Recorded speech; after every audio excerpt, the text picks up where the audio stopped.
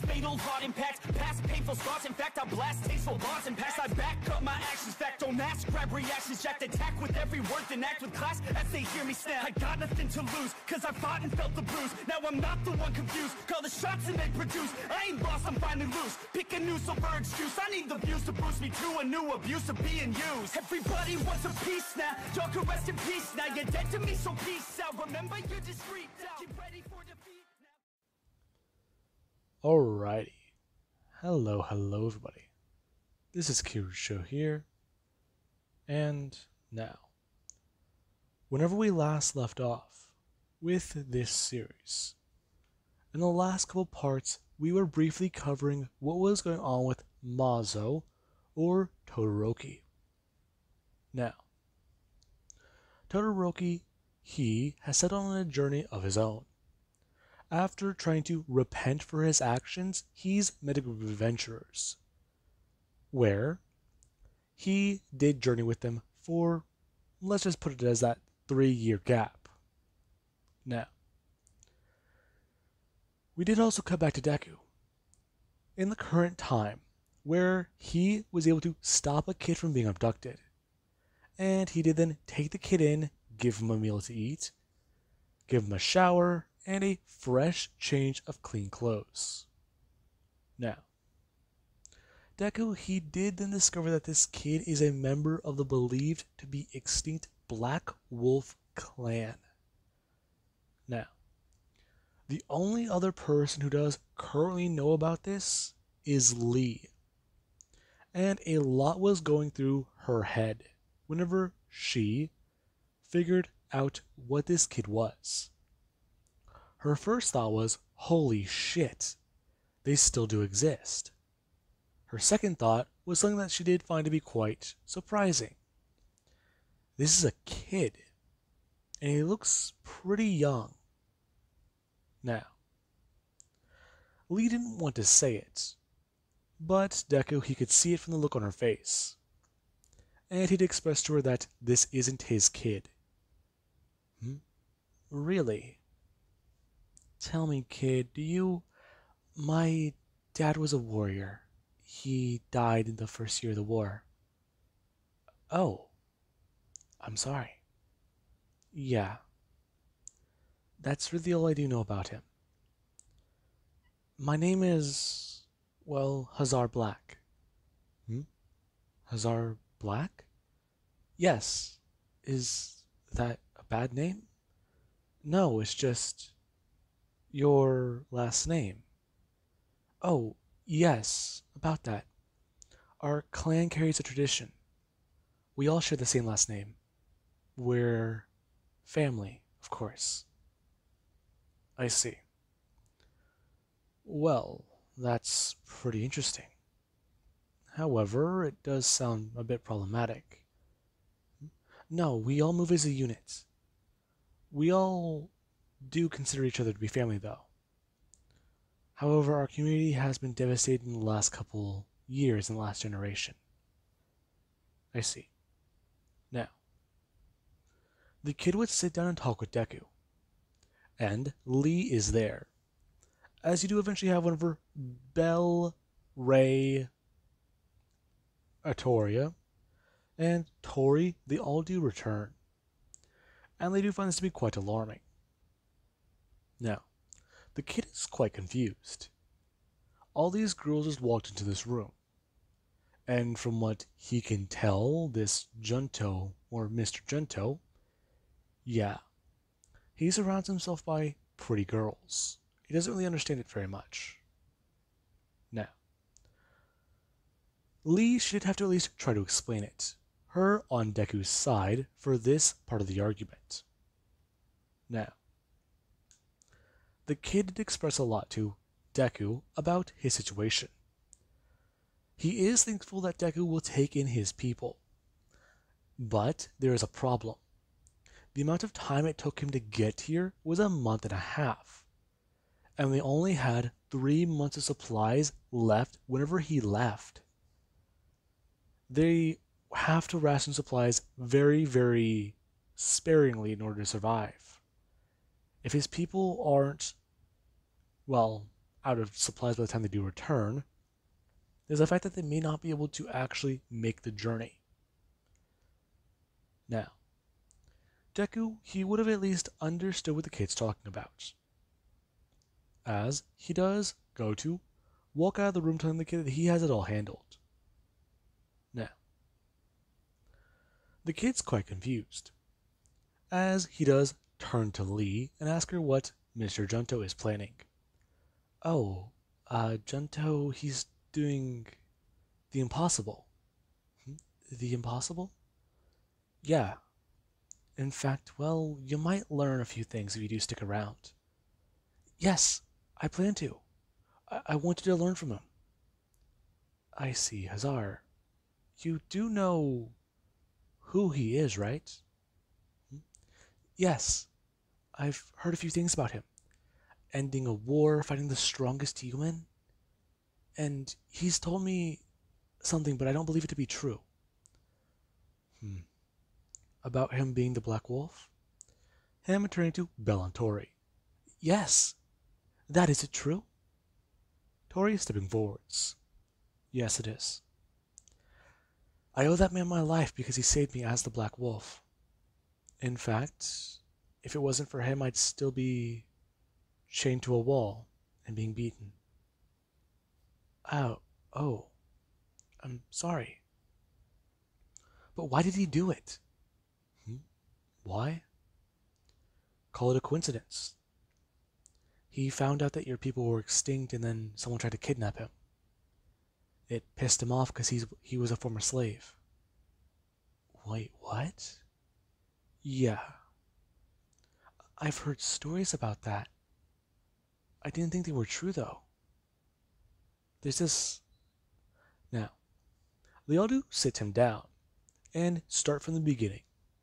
Slave in the human nation, caught up in a war, or caught up in a bit of, let's just call it therapeutic beating the shit out of everything, killed a dragon, caught up in war, and descent into demi-human territory, where everything goes on and on and on, until he became king and ended the war.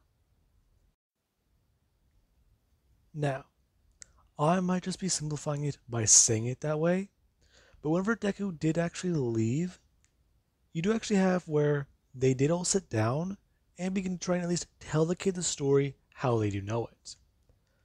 Bell from how she does know Junto, up to how Lee met him, up to how Atoria met him, so on and so forth. The tale of the hero, or the man, who would just kill because no one could stop him, turning into he killed so he could protect.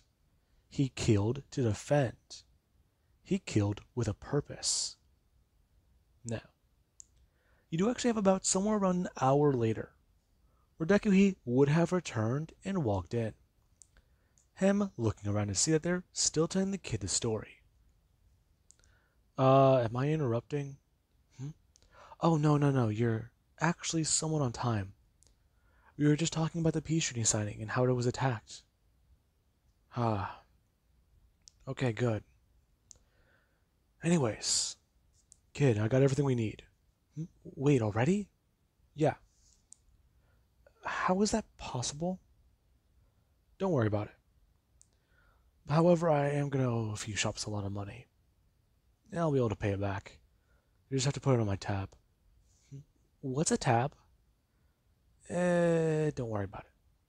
Anyways, we need to head out now. Now, Deku he does inform all of them that he's going to take the kid and try and find his home. Then they'll make their way back here. For right now, if they do need to or want to, either stay here or go on an adventure with a double. Now, the kid's quite confused hearing that phrase. Double? Wait, aren't those the things he uses to...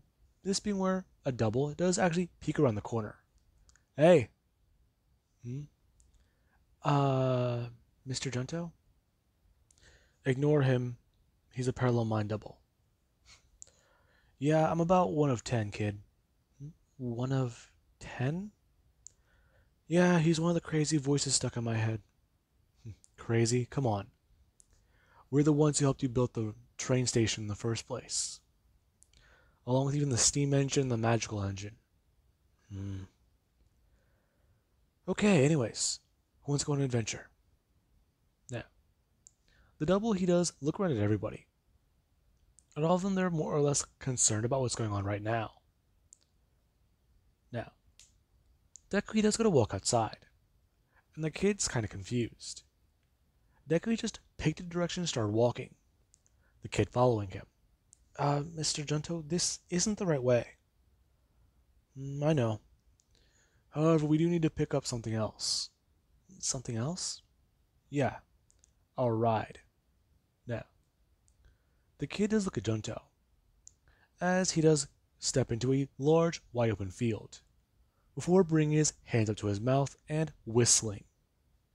Now, the kid did hear that loud, high-pitched sound, as he did actually look at Junto as he did do that. Deku going to bring his hand down and put his hands up to his side. Okay, he'll be here in a minute. He? Now, the kid, he's quite confused. However, he does hear that sound. It sounds like, well, sheets flying in the wind. Before he does turn his head and see what Junto is looking at, his jaw literally dropping. That's a... Yup, kid. That's a dragon. Now, the dragon would land in the giant field, as Deku is going to bring up his hand and walk towards it. The kid quite confused, since it looks like two large horse-drawn carriages put together. It's just that large. Deku going to bring his hand up and patting his dragon on the chin. How you doing there, Hashi? Now, the dragon does just growl, as Deku, he does inform Hashi that they're going on a bit of adventure today. Now, Deku does go to turn and pick up the kid, as he does leap up onto the dragon's back and onto a, well, saddle, or at least a few harness straps that Deku can hold on to. Now, the kid, he's quite surprised and confused, as Deku does go to, well, pull on the straps, and it actually does, well, bring the dragon up into the air. The dragon taking flight as the kid, he does hold on for dear life. And Deku does turn to see the kid. Now, you do actually have where Deku, he did start flying in a direction that he believes the village might have been in. And the kid, he does actually at least get stabilized and go to grab a leather strap and wrap it around his body as he does click onto, or at least click two pieces of metal together. Okay, what the heck? No, sorry about that. I probably should have warned you. This is a dragon. We're riding on a dragon. Yeah. Did they leave him out of this? No, I more or less didn't expect it to be this big. Oh, yeah. No, he grew up pretty fast. Deku bringing his hand down onto the dragon skin. He did quite a bit of leveling up, too. Now, the kitty does look down and see the area. We need to head that way. Okay, kid, hang on. Deku grabbing a leather strap and pulling on it, as the dragon's wings do slowly begin to at least start turning that direction. Now, the kid is quite confused, as the dragon does begin to start at least speeding up his wings. Wow, this is insane. You're just like the stories. Just like the stories. I thought you said your people were secluded. We are, but we catch wind of a few things sometimes. Adventurers pass by our hunting areas, and we usually hide. Many people have talked about you. In fact, well, we shortly heard that the war was over. About somewhere around 2.5 years ago. Oh, man. Yeah. After that, we wanted to try to rejoin. But at the same time, our elders believed seclusion was best. After our, well, leader died, well, the new one was, the new one thought it would be a good idea to rejoin the world. Okay, I understand. Now, the kid he does give directions to Deku, as after flying for at least, let's put it as 6 hours until sunset, Deku he would have arrived towards the area where the village is believed to be. Deku actually going to land the dragon, as he does hop off. And the kid he does look around.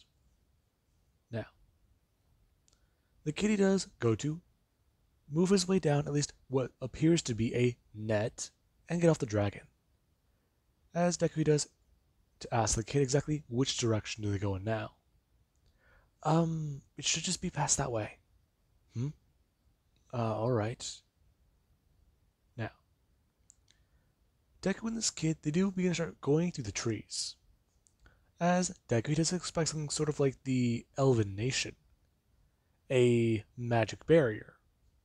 However, that's not the case.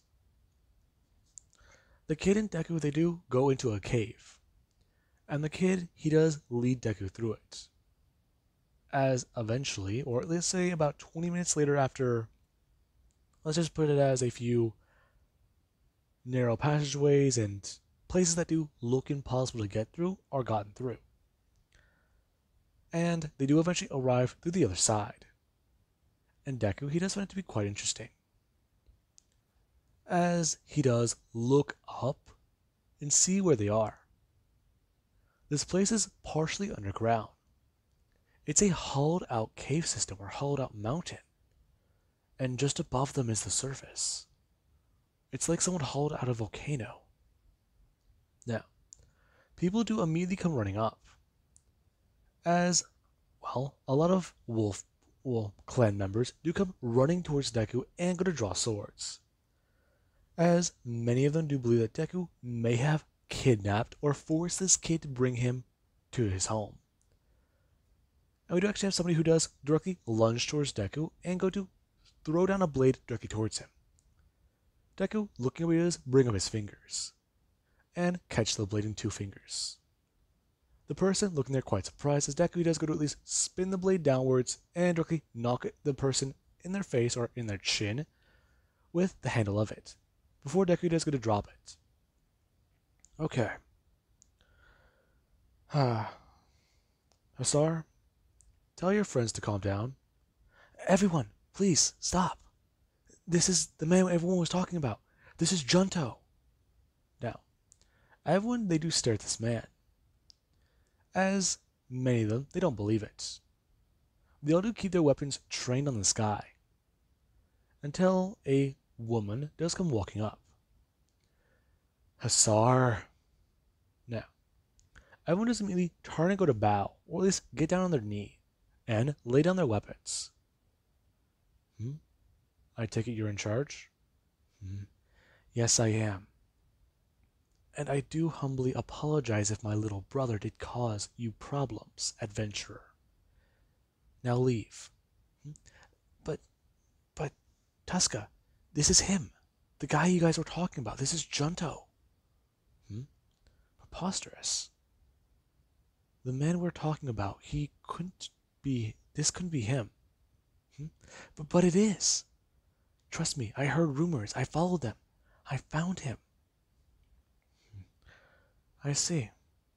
Now, Deku does start walking forwards, as people do see his face a bit more clearly, along with the way he does look.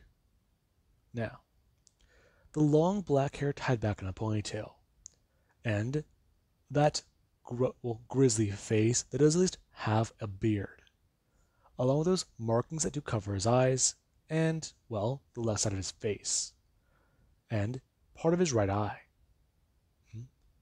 Those symbols. You've seen them before? I've heard tale of them. Many records were lost when we moved, but those symbols, aren't they? Yes, they are. I can bring my dragon in if you don't believe me. Okay. I did believe you for a minute, but I do not like your...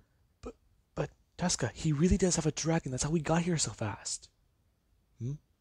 Now, Deku does go to bring up his fingers, and go to whistle. As people do watch as, soon after a few minutes, the dragon does pop into the top of the large opening, and Tuska does immediately turn back towards Junto. So it has to be true then. Yes. So you seek to join the new world, or the world again. I've heard from, well, your brother. Many of your people are sick, along with you're out of supplies. That is correct. We ration as many as we can. And, well, I don't have to, at least, courage to make a decision like this. Decision? Yes. We could keep our supplies going a little bit longer, along with preserve what medicine we do have left. But our sick and elderly would be the ones we get rid of. I see. That's a tough call. Yes, it is. Well, it's a good thing you don't have to make it anymore.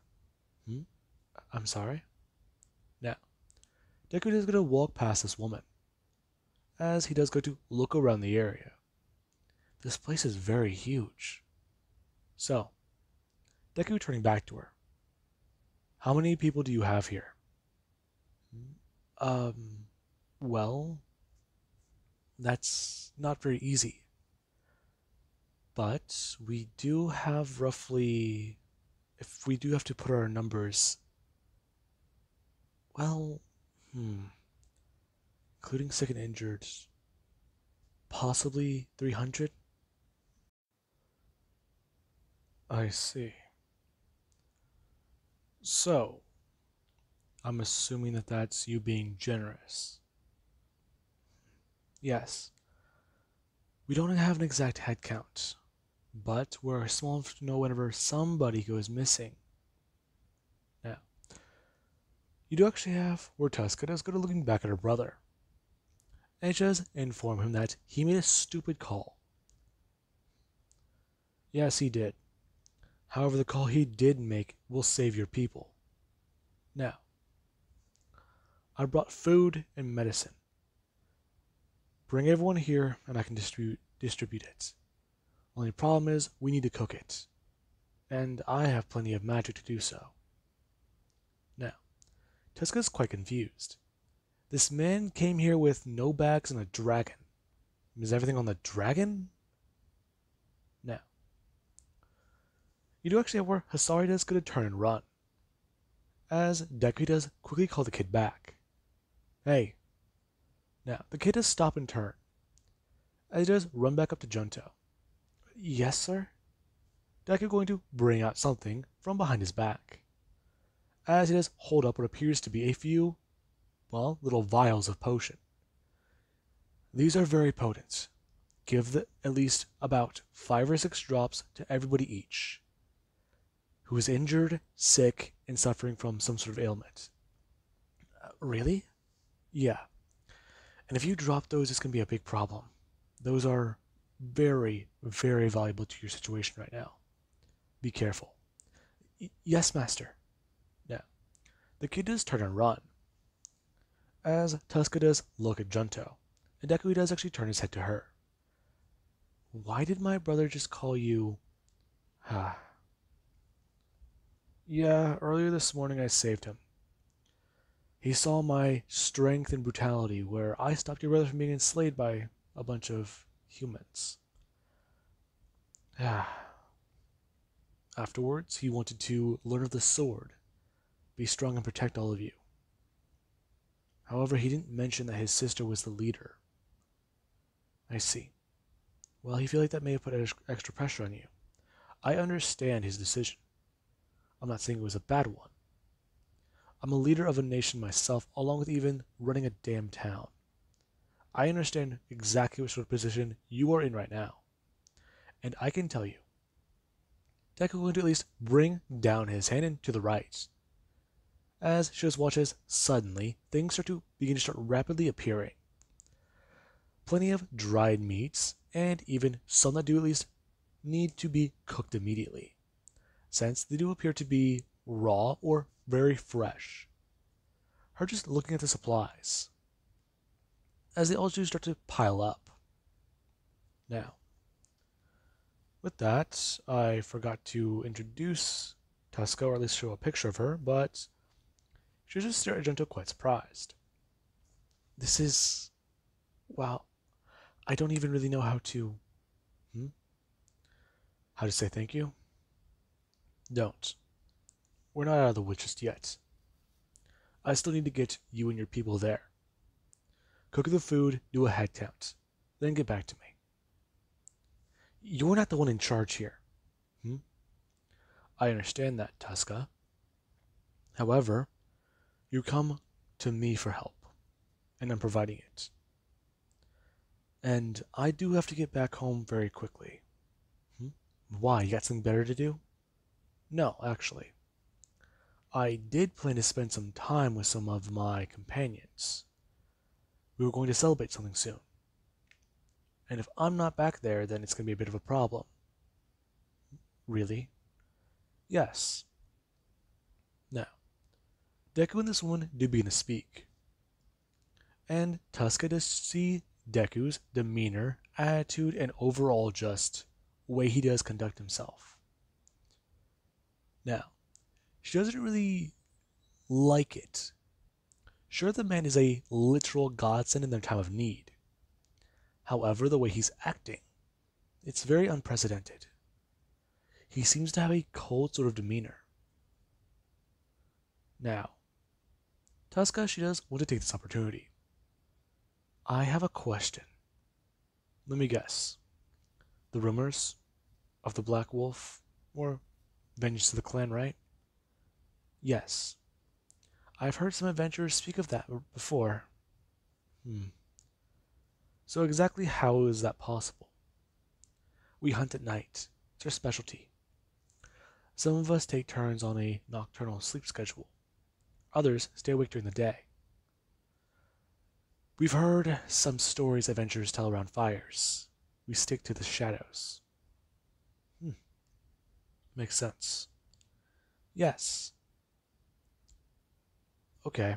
Now, Deku would just straight up tell her that he's the Black Wolf that they hear so much about. And she just found it to be quite a funny little thing. At first she doesn't believe him, until Deku he does demonstrate his ability, and then go to turn into the monster that has been described. And she just stare at him. Now, she's going to draw her weapon and tell him to stop mimicking her species. You seem to be quite confused. Deku having the traits disappear, as she does go to attack him with her blade. Damn, well, whatever, I don't have it confused, or something along the lines of, don't get too cocky. Now, Deku just grabbed the blade out of the air, as she just stared at him quite surprised. That's impossible. What is? I'm, well, the strongest in the clan. I see.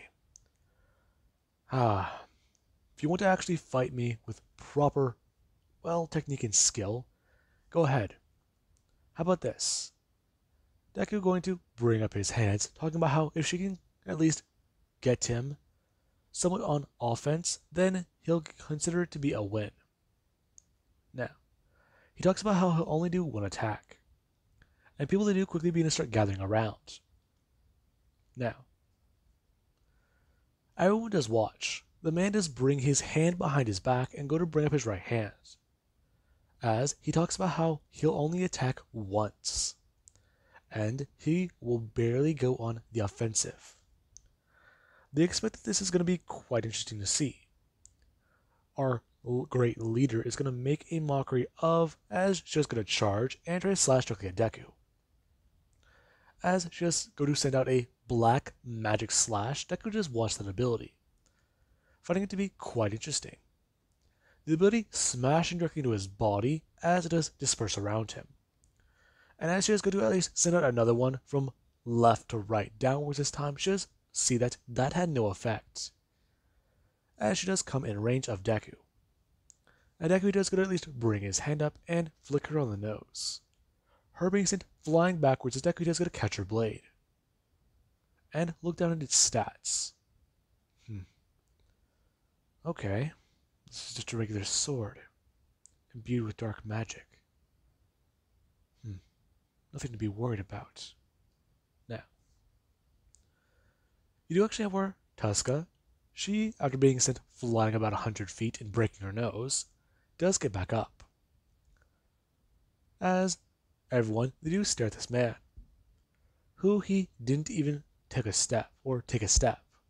However, he did just lay out their leader on her ass.